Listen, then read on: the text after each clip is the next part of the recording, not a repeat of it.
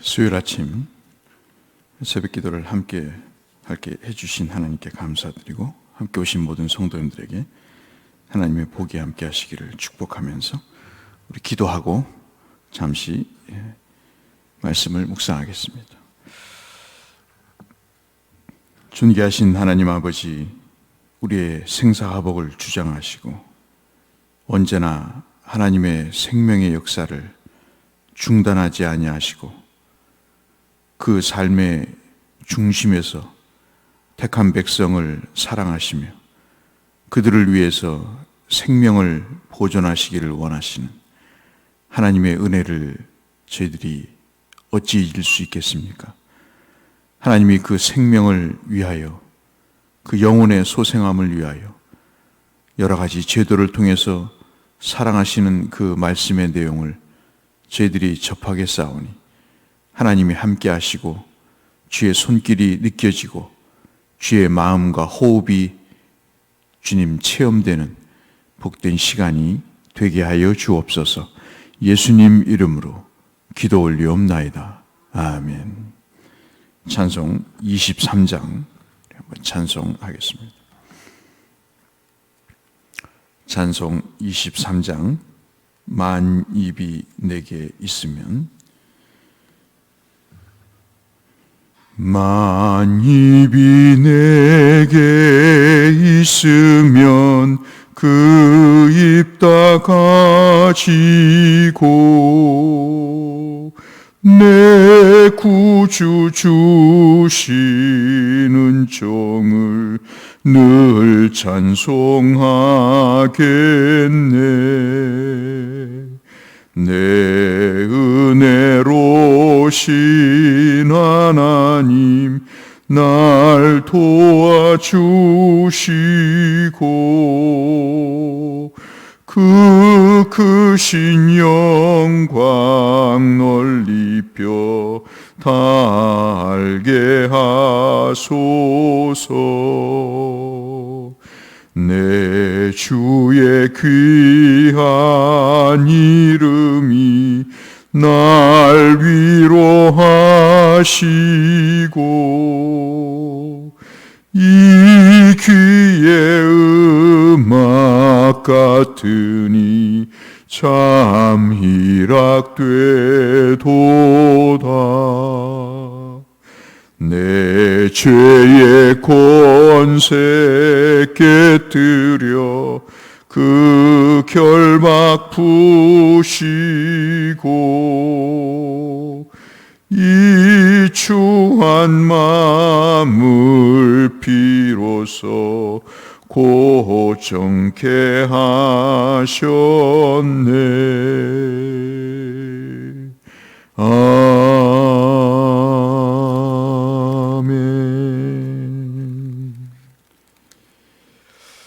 오늘 우리에게 주시는 하나님의 말씀은 출애굽기 37장 말씀을 보겠습니다.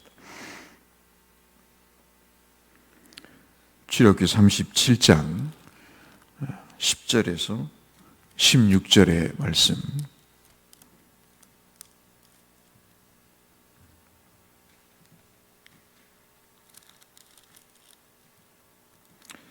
출애굽기 37장 10절에서 16절의 말씀, 우리 한 절씩 교독하겠습니다. 그가 또 조각목으로 상을 만들었으니 길이가 2규빗, 너비가 1규빗, 높이가 1규빗 반이며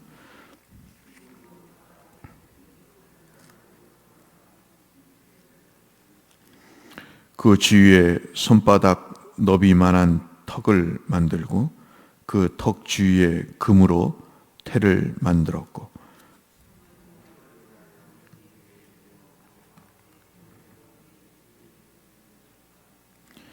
그 고리가 턱 곁에 있어서 상을 매는 채를 꿰게 하였으며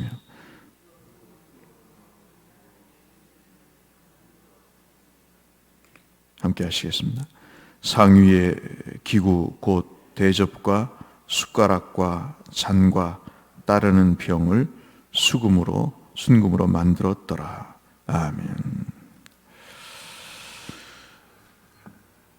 성소에 하나님의 언약궤가 있고 그것이 말씀을 주시는 백성들과 소통하시는 하나님을 우리가 볼 수 있고, 또 그 지성소에는 속죄소라는 것이 있어서 하나님께서 죄인된 인간과 만나 주셔서 그들의 죄를 용서하시고 그들의 모든 죽음을 생명으로 바꾸시는 그 일을 하시는 지성소에 두 중요한 성물이 있다고 한다면, 성소에는 하나님의 임재를 상징하는 여러 성물이 있습니다. 왼쪽에는 우리가 살펴보지 않았습니다만 등잔대라는 것이 있고, 그리고 오른쪽에는 지금 우리가 보는 떡을 올려놓을 수 있는 소위 말하는 떡상이라고 하는 우리가 흔히 쓰는 상과 같은 상이 있고, 그리고 그 정중앙에 분향대가 있어서 지성소와 성소를 바로 앞에 두고 이 세 성물이 있는 것을 우리가 볼 수 있습니다. 그래서 이 성소와 지성소를 구분하는 휘장 바로 앞에 떡상이 놓여져서 매일 안식일마다 고핫 자손들에 의해서 이 떡이 두 줄 6개씩 4.5리터의 큰 양의 반죽에 의해서 밀을 곱게 갈아서 거기에 누룩을 넣지 않고 화덕에 둥글게 구워서 하나님 앞에 안식일마다 드리는 그러한 떡이 되겠습니다. 그 떡은 누룩이 없기 때문에 순전한 떡이 되고, 그 누룩이 없다는 것은 예수 그리스도께서 유대인들의 누룩을 조심하라는 그런 말씀처럼 그들의 악하고 그리고 죄 많은 그런 죄성에 대한 경고를 하셨듯이, 하나님은 상대적으로 그들과에 비해서 죄가 없으신 순전한 하나님임을 말씀을 하시는 그런 내용입니다. 이 밀로 가루가 곱게 빠지고 거기에 누룩이 없는 떡을 안식일마다 드리는 모습을 통해서 그 밀의 곡식이 부서질 때마다, 그리고 뜨거운 화로에 구워질 때마다 우리가 느끼는 것은 예수 그리스도의 그렇게 밀처럼 부서지시는 고난과, 그리고 지옥불에 던져서 그렇게 우리의 아픔이 있을 것을 아시고 대신 그 뜨거움의 고통을 견뎌내시는, 대신하시는 예수 그리스도의 사랑을 우리가 그 진설병이라고 하는 떡에서 확인해 볼 수 있습니다. 4개의 다리로 되어 있는 그런 상에, 나무로 된 상에 금태를 둘렀다. 오늘 읽으면 그렇게 되어 있습니다. 금은 여러분 아시다시피 존귀한 것이고 재련이 되지 않으면 순금으로 나올 수 없는 것이죠. 그것을 금태 둘렀다고 하는 것은 그 존재 자체를 아주 귀중히 여기는, 아주 순전하면서도 아주 거룩하고 존귀하다는 뜻의 의미를 담고 있습니다. 그것을 언제든지 이동할 수 있게끔 고리를 만들어서 다니게 긴 채로 역시 순금을 덮어서 그렇게 하나님이 가시는 곳마다, 이스라엘이 이동하는 곳마다 하나님 앞에 드려질 수 있도록 그렇게 되어 있습니다. 오늘 우리가 이 말씀을 함께 나누는 것은 참 의미가 있다고 할 수 있겠습니다. 요한복음 6장에서 주님이 나는 하늘에서 내려온 산떡이다, 그렇게 말씀을 하시죠. 사람은 떡으로 사는 것 같습니다. 어제도 말씀드린 대로 밥숟갈을 먹는 사람들을 부러워하고 그들의 잘 삶을 그렇게 연모해서 나도 이 땅에 살면서 그렇게 호의호식했으면 좋겠다 하는 세상의 삶으로 살아가지만 어떻습니까? 우리가 옛날보다 더 잘 살고 더 잘 먹고 잘 입는 그 삶 때문에 얼마나 나태해지고 그리고 얼마나 추한 모습으로 하루아침에 전락하는가를 우리는 여실히 매일의 뉴스를 통해서 보게 되지 않습니까?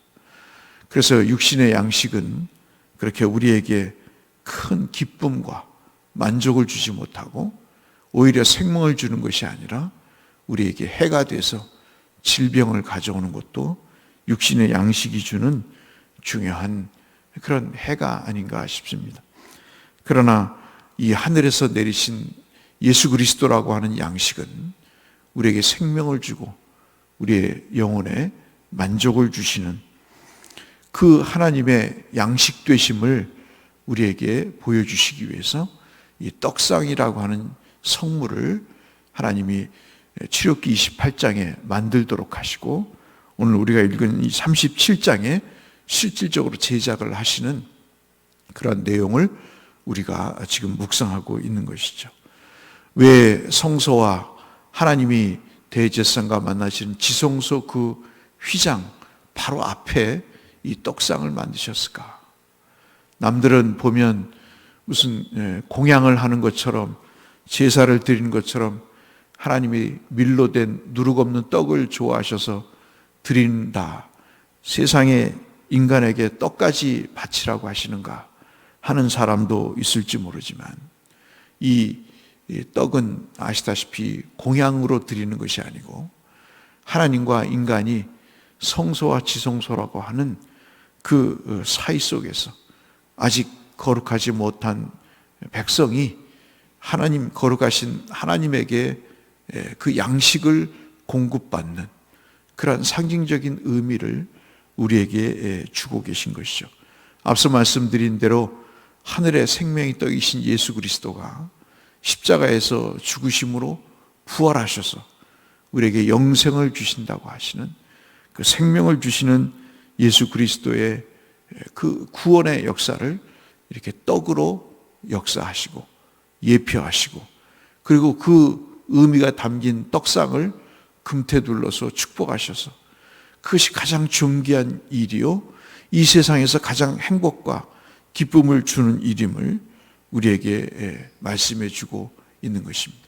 그것이 예수 그리스도의 부활로 완전히 휘장이 찢어지게 되고 이제는 대제사장만 만날 수 있는 그 성소가 지성소가 이제는 예수 그리스도를 믿는 누구에게도 개방되어 있어서 언제나 걸어가신 하나님을 만날 수 있는 죄 없는 인간으로 선언받은 그 사람들이 하나님과의 교제를 할 수 있는 그런 모습을 우리에게 이 떡상을 통해서 보여주고 있다 하겠습니다. 우리의 삶은 그저 죽지 못해 사는 이 한 끼를 때우겠다고 하는 그런 의미에서의 식사가 아닙니다. 우리의 삶은 일용할 양식을 구하라고 하시는 그 주님은 인간이기 때문에 먹고 살기 위해서 일용할 양식을 구하라는 것이 아니고 그 양식을 통해서 우리에게 주시는 생명을 공급하시는 예수 그리스도를 기억하기 위함입니다. 그래서 우리의 직업을 수요일 날도 말씀드렸다시피 죽지 못해 살기 위해서 목구멍이 포도청이기 때문에 그 숱한 수치와 모욕을 감내하고 그래서 사는 것이 아니고 그 식사를 통해서 그 먹고 사는 일을 통해서 생명을 공급해 주시는 하나님을 우리가 1차적으로 배우게 되고 그리고 말씀이라고 하는 영원한 생명을 통해서 사람이 떡으로만 사는 것이 아니요 하나님의 입으로 나오는 말씀으로 산다고 하시는 레위기를 설명해 주시는 마태복음 4장 4절의 말씀이 그래서 예수 그리스도를 더욱더 생각나게 하는 내용입니다. 인간이 양식이 없으면 살 수 없는 존재임을 아시기에 하나님은 육의 양식도 영의 양식도 그렇게 우리에게 예수 그리스도를 통해서 일용할 양식뿐만 아니라 영원한 양식을 우리에게 공급해 주시는 하나님임을 우리에게 알려주고 계신 것이죠. 한번 생각해 보십시오. 성소에서 인간이 하나님 앞에 12개의 떡을 드립니다. 12지파의 숫자대로 하나도 빠짐이 없이 6개씩 2줄로 상에 떡을 올리면서 12지파의 그 생명을 하나님께서 허락하시고 이 안식일마다 떡을 드림으로 인해서 이 불쌍한 영혼들을 구원해달라고 하는 제사장의 간절한 바람으로 떡을 드리는 장면을 여러분 한번 생각해 보십시오. 그리고 당신이 아니고서는 우리의 생명을 구원할 어떠한 과정도 어떠한 방법도 없다는 신앙의 고백으로 드리고, 당신이 우리에게 그 생명을 주셔야 우리가 이 땅에 살 수 있다고 하시는, 내가 주님을 먹고 마셔야 살 수 있다고 하는 그 간절한 바람으로 드리는 그 떡과 그에 관련된 상을 우리가 상상해 볼 때 참으로 우리 매일매일의 삶이 은혜가 아닐 수가 없는 그런 묵상을 이 아침도 이 떡상과 진설병이라고 하는 떡을 통해서 생각하게 되는 것이죠. 많은 사람들은 그 일에 대해서 구차하다, 번패스럽다, 뭐 이런 것까지 해야 되느냐 하는 사람들이 예나 지금이나 있어 왔습니다. 그러나 한번 생각해 보십시오. 오늘도 여러분은 출근을 하시기 전에, 하루를 시작하시기 전에 밥상을 대하실 것입니다.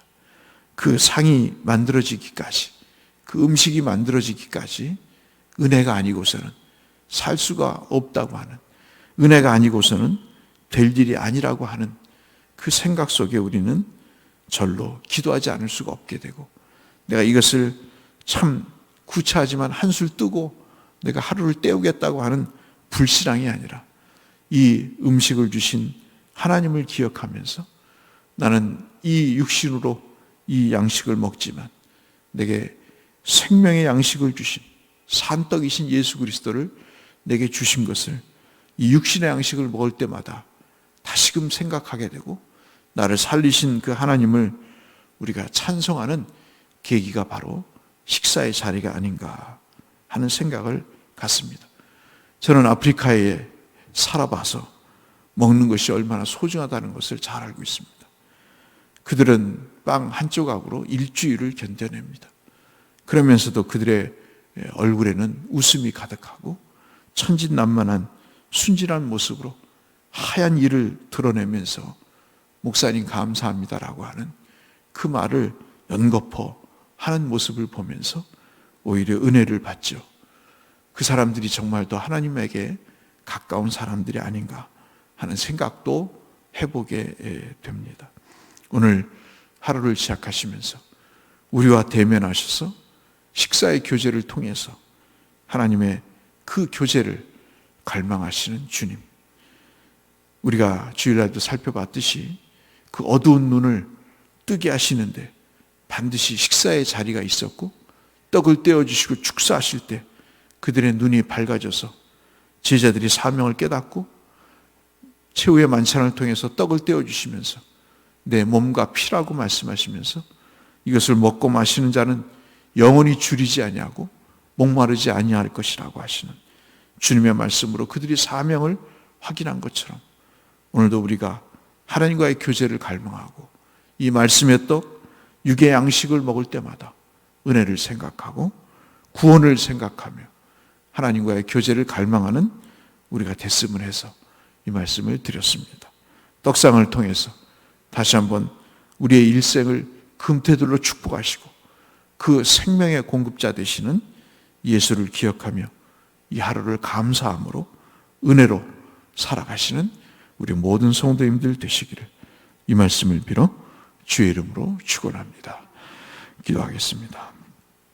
하나님 아버지, 우리는 그저 하루하루를 사는 것 같지만 육의 양식도 이 새벽마다 읽는 말씀도 하루하루마다 읽는 말씀도 결코 하나님 우리에게 없어서는 안 될 귀한 말씀이기에 하루를 빠지지 않고 12지파의 이름을 빼지 않고 그 12개의 떡을 안식일마다 주 앞에 드리는 그러한 모습을 우리가 묵상했습니다.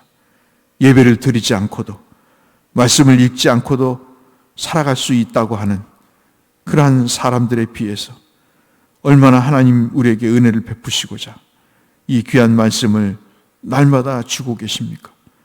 만나를 매일매일마다 주께서 허락해 주시고 그 삶 속에서 하나님과의 교제를 이루게 하신 주님의 뜻을 새삼스럽게 생각하면서 오늘도 하나님과의 식사의 교제를 하는 것처럼 이 하루를 살게 하시고 그 생명의 떡을 먹고자 갈망하는 살아 역사하시는 하나님의 은혜를 공급받기를 소원하는 살아있는 산영이 될 수 있도록 우리에게 은혜를 베풀어 주옵소서. 예수님 이름으로 기도 올리옵나이다. 아멘. 하늘에 계신 우리 아버지, 아버지의 이름을 거룩하게 하시며 아버지의 나라가 오게 하시며 아버지의 뜻이 하늘에서와 같이 땅에서도 이루어지게 하소서. 오늘 우리에게 일용할 양식을 주시고 우리가 우리에게 잘못한 사람을 용서하여 준 것 같이 우리 죄를 용서하여 주시고 우리를 시험에 빠지지 않게 하시고 악에서 구하소서. 나라와 권능과 영광이 영원히 아버지의 것입니다. 아멘. 오늘도 은혜와 구원을 주시는 하나님의 그 교제를 갈망하면서 하나님의 축복 가운데 건강하시고 형통하시는 삶을 사시길 바랍니다. 환우들과 주의 종들, 특별히 선교사님들을 위해서, 우리 교회 건강을 위해서, 또 새롭게 세워짐을 위해서, 이 나라 민족의 안정을 위해서 우리 함께 하나님 앞에 기도하며 나아가겠습니다. 기도하겠습니다.